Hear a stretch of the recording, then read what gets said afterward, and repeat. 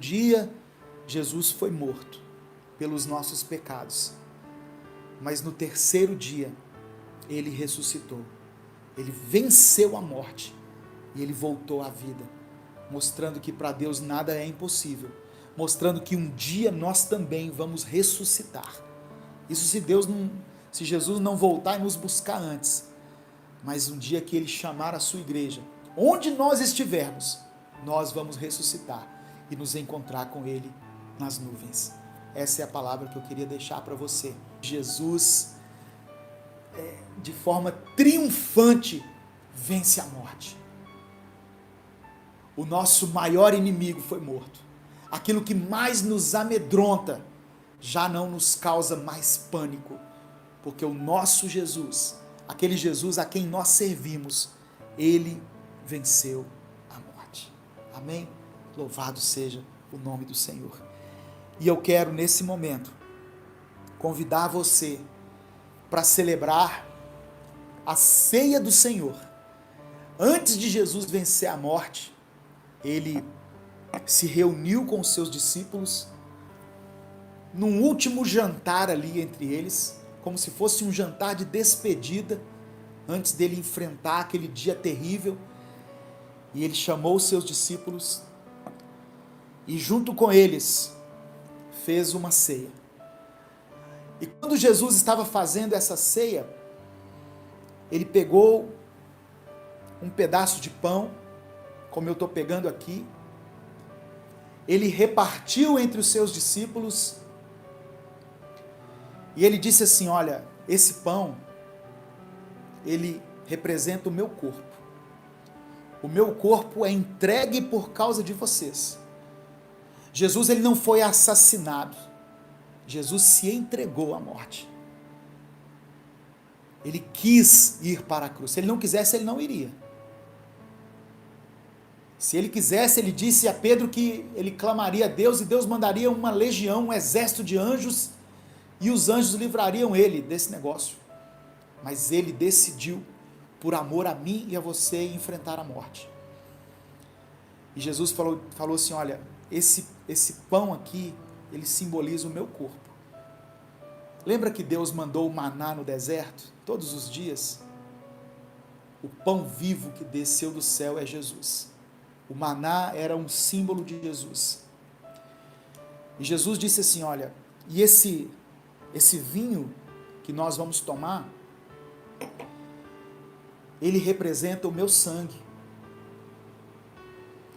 O meu sangue é derramado por vocês lá na cruz. O meu sangue, ele faz com que vocês sejam justificados diante de Deus. O meu sangue é oferecido como sacrifício por causa dos pecados de vocês. Ele fez isso por amor, meu irmão. Por amor a mim e a você. E aí Jesus disse assim: olha, todas as vezes que vocês comerem esse pão e tomarem esse suco, esse vinho, que no meu caso aqui é um suco, vocês estão relembrando a minha morte. Lembrem-se que a minha morte trouxe vida a vocês. Façam isso em memória de mim, até que eu venha, até que eu volte. É isso que o apóstolo Paulo escreveu em 1 Coríntios, no capítulo 11, a partir do verso 23, mas eu vou ler só o 26 aqui, que eu já li isso várias vezes aqui durante os cultos. Eu vou ler só o 26 hoje.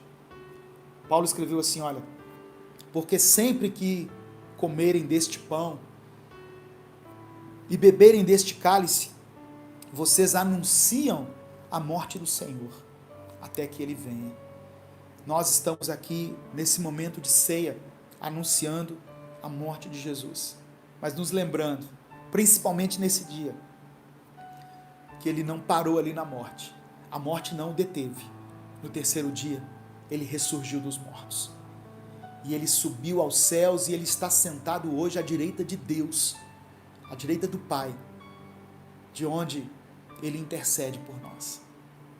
Amém? Se você puder, se você estiver aí com os elementos, o pão e vinho, o irmão Luiz Eduardo está falando aqui, olha, o pão e vinho são somente símbolos. Exatamente. Ah, pastor, eu não tenho aqui, faz com outra coisa. Não é um pecado mortal se você fizer isso, não. Da próxima vez você se prepara melhor. Não, mas hoje eu não tenho nada. Deus não está preso a esse ritual, não, sabe, irmãos? E o pão e vinho, eles simbolizam. É um símbolo. Ele não é exatamente, não. Assim como Jesus falou assim, olha, eu sou a porta, significa que Jesus é uma porta, ele estava simbolizando, é uma figura de linguagem. Mas hoje, esse pão e esse vinho simbolizam o corpo e o sangue de Jesus. E eu queria que você tomasse junto comigo aqui, para que nós nos lembrássemos e agradecêssemos a Deus pela vida de Jesus que foi entregue por nós na cruz. Amém? Comamos e bebamos todos juntos, em nome de Jesus.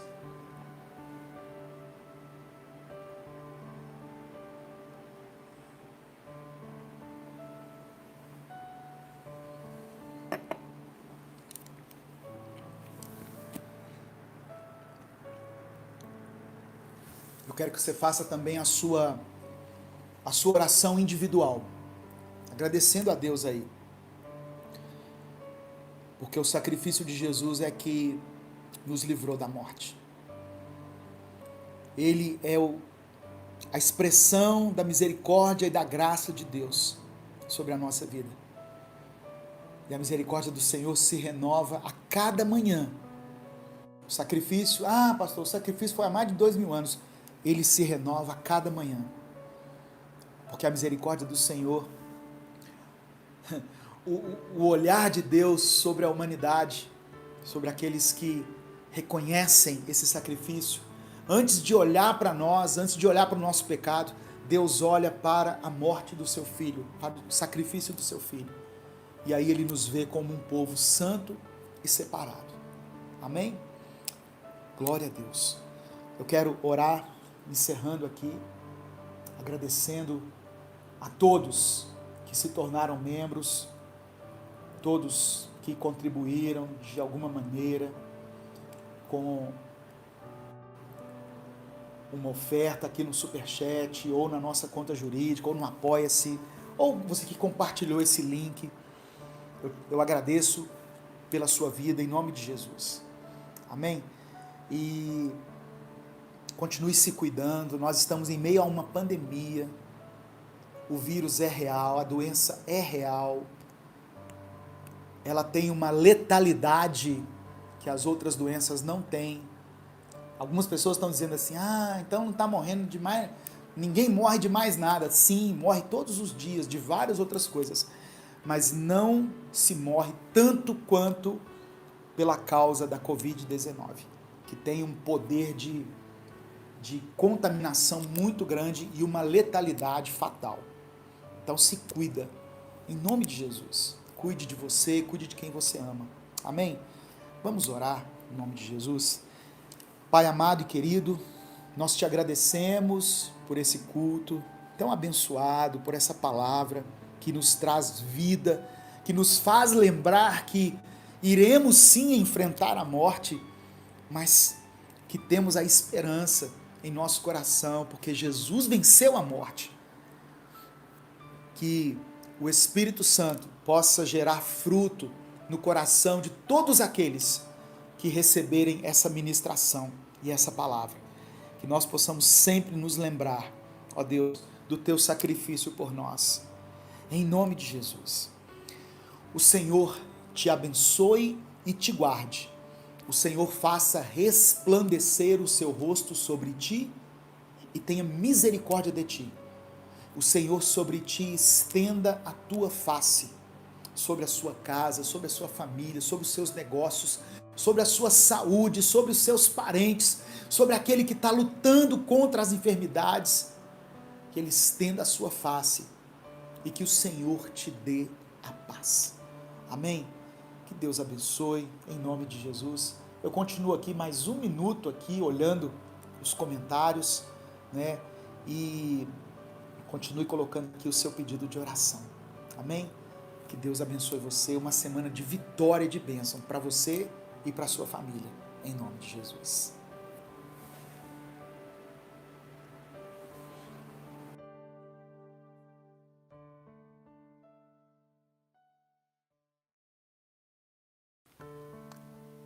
Quando Elias, eu fiz essa anotação aqui, quando Elias se encontrou com a viúva de Sarepta, eu já mencionei esse exemplo aqui em outras ministrações, né? Se você olhar aí em outros cultos, eu já falei isso aqui, porque eu gosto muito dessa passagem.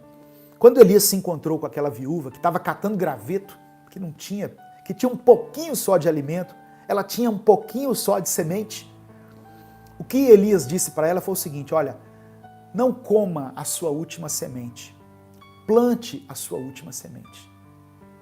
Antes de se alimentar, de dar alimento para você e para o seu filho, plante uma semente. E ela plantou na vida do profeta, que simbolizava ali a presença de Deus. E ela colheu de forma abundante. Ela tinha pouco, mas do pouco que ela tinha, ela plantou uma semente. Talvez você tenha pouco para dar. Eu volto a falar aqui, eu vou falar isso várias vezes. Eu não estou falando só de dinheiro. Eu estou falando de tudo que você tem de bom na sua vida. Talvez você tenha aí um guarda-roupa cheio e tem pessoas que não têm o que vestir. Talvez a roupa que você já desprezou, que você já enjoou dela, para alguns seria a roupa de domingo, como diz o mineiro aqui, a roupa de ver Deus, né? Então, todo mundo tem algo para dar. Ninguém é tão miserável que não tenha nada para oferecer. E ninguém é tão rico, aquinhoado, que não precise de alguma coisa. Nós colhemos aquilo que plantamos, eu já falei. Paulo disse que quem semeia na carne colhe de acordo com o tipo de semente que plantou. E quem semeia no Espírito, colhe do Espírito. Então essa é uma lei imutável. Deus determinou, desde a criação, como eu mencionei lá, que cada semente gere segundo a sua própria espécie. Não, acho que eu não havia falado isso ainda. Mas Deus determinou lá na criação, lá em Gênesis, que cada semente frutificaria segundo a sua espécie. O que significa isso? Se eu quero colher caqui, eu tenho que plantar o quê? Caqui. Outra coisa interessante aqui é o seguinte: Deus não quer ofertas interesseiras. Não adianta você aprender o princípio da semeadura e da colheita e agir a partir de agora de forma interesseira, porque Deus ama quem dá com alegria. Deus não ama quem dá com interesse. Amém? Então não é assim, eu vou plantar aqui porque amanhã eu vou colher. Não. Eu vou plantar aqui porque o meu coração determinou isso, porque eu sei que essa pessoa está precisando, porque eu sei que o ministério tal está precisando. Tem gente quebrando, tem gente fechando as portas, tem gente ficando desempregada, tem gente precisando de um alimento, de uma cesta básica, de 1 litro de leite. E nós não plantamos. Mas se plantarmos, que seja por compaixão, por causa de um sentimento de empatia com a necessidade do próximo e não com o interesse de colhermos amanhã. Essa colheita, ela é algo que vai acontecer de forma espontânea. Mas nós não podemos tomar posse desse princípio e agir de forma interesseira. Deus ama quem dá com alegria e não quem dá por interesse. Outra coisa que é importante: há um tempo específico para a colheita. A colheita não é automática, como eu falei, ela precisa de tempo. Tem pessoas que plantam a semente num dia e no outro já estão cavando a terra, porque a semente não brotou. Eu colho hoje a semente que eu plantei ontem. E eu colho amanhã a semente que eu estou plantando hoje. E entre esse amanhã e hoje, e aí, de acordo com a complexidade desse plantio, dessa colheita, pode levar anos, pode levar décadas. E tem coisas, irmãos, tem sementes que nós plantamos que nós só vamos saber, que nós só vamos receber o galardão delas lá na eternidade, quando nós nos encontrarmos com Jesus, e falar, mas Jesus, por que o Senhor está me tratando desse jeito? Por que esse galardão para mim? Aí ele vai falar, você lembra que você plantou lá no ano de 1900 e tanto? Pois é, está aqui o fruto daquele plantio. Eu colho hoje a semente que eu plantei ontem. Ou eu estou colhendo hoje aquilo que foi plantado há alguns anos atrás. E eu vou colher daqui a alguns anos aquilo que eu plantar hoje. Existe um processo por trás dessa lei e as coisas não são imediatas, mas a colheita é certa, porque está na Bíblia. Eu creio porque está escrito, porque está na Bíblia. Por isso, a palavra do Senhor não falha. Muitas vezes nós podemos colher num tempo que para nós vai parecer rápido, mas em outras situações a gente pode colher num tempo que vai parecer demorado. O fato é que a colheita só pode acontecer quando o fruto estiver pronto. Não queira colher antes do tempo. Tem pessoas que querem antecipar a colheita. Aí dá errado. Você já viu quando você colhe um fruto que você pensa que está maduro, mas quando você colhe ele assim, que você pega e está duro, está verde ainda, não dá para fazer nada. Não vou poder fazer nada. É porque a pessoa quis colher antes do tempo. Há o tempo certo para a sua colheita. Eu fico pensando assim, tentando imaginar um exemplo prático disso. Você já viu que tem empresas que fazem uma venda, por exemplo? A empresa fez uma venda grande, e aí só que esse dinheiro ela vai receber daqui a alguns meses, quando a operadora do cartão de crédito liberar aquele valor. Mas aí a empresa, como está precisando muito, como está desesperada, ela pede um adiantamento desse valor para a operadora do cartão, seja a Visa, o Mastercard, o PagSeguro, seja o que for. Aí ela pede um adiantamento. Aí ela, ufa, esse dinheiro chegou antecipado e veio em boa hora. Ok, ele chegou antecipado, mas essa antecipação ela tem um preço. Aquilo que ele iria receber lá na frente não é a mesma coisa que ele recebeu antecipado. A antecipação já gera um tipo de prejuízo para ele. É o exemplo mais claro que eu pude colocar aqui. Se você está entendendo essa colocação, diga amém. Se você tem algum exemplo, né, você pode colocar aqui nos comentários também. Mas eu pude compreender isso dessa maneira. Quando nós queremos antecipar as coisas que ainda não chegaram à hora de serem recebidas, nós até podemos antecipar, mas elas virão com um certo prejuízo. Quando a operadora adianta esse dinheiro, tem os juros, tem alguma coisa. Muitas pessoas colocando aqui amém. Outra coisa aqui, que é princípio também da semeadura, é que a semente tem que morrer para brotar.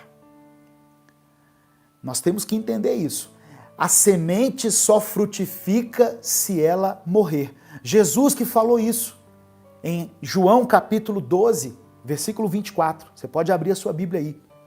Evangelho de João, capítulo 12, verso 24.